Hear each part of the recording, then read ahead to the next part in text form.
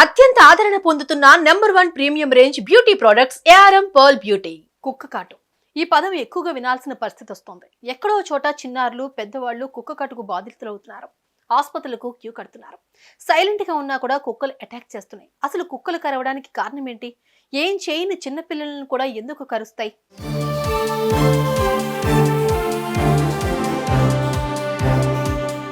కుక్కలు కరవడానికి చాలా కారణాలుంటాయి. అందులో ముఖ్యంగా 3 కారణాలు ఎక్కువ. ఈ 3 కారణాల వల్లే కుక్కలు ఎక్కువగా కరుస్తూ ఉంటాయి. అలానే చిన్నారులపై అటాక్ చేస్తూ ఉంటాయి. ఆ కారణాలు ఏంటి అనేది ఇప్పుడు తెలుసుకుందాం.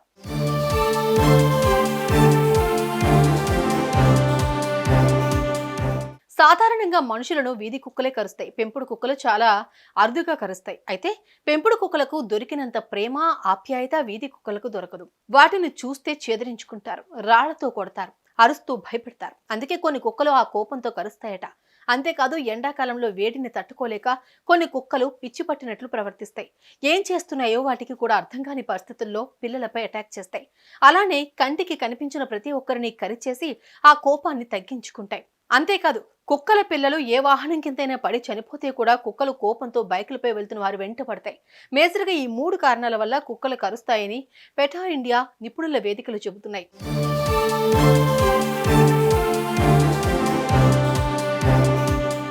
ఇవి మాత్రమే కాదు, ఎండ, వాన, చలికి షెల్టర్ దొరక్కపోవడం కారణంగా కూడా కుక్కలు కరుస్తాయట.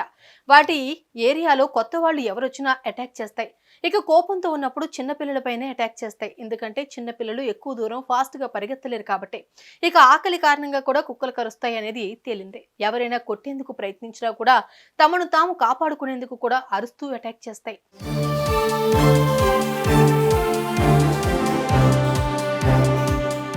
ఇలా ఏ కారణాల వల్ల అయినా కుక్కలు కరుస్తాయి. కాబట్టి మీరు జాగ్రత్తలు తీసుకోవడం కన్నా మీ వీధిలో కుక్కలు లేకుండా ఉండేలా ప్లాన్ చేసుకోండి. వీధి కుక్కలుంటే అధికారులకు ఫిర్యాదు చేసి వాటిని పట్టుకునేలా చేయండి. లేకపోతే బయటకు వెళ్లాలన్నా, బయట నుంచి ఇంట్లోకి రావాలన్నా తిప్పలు పడాల్సిందే.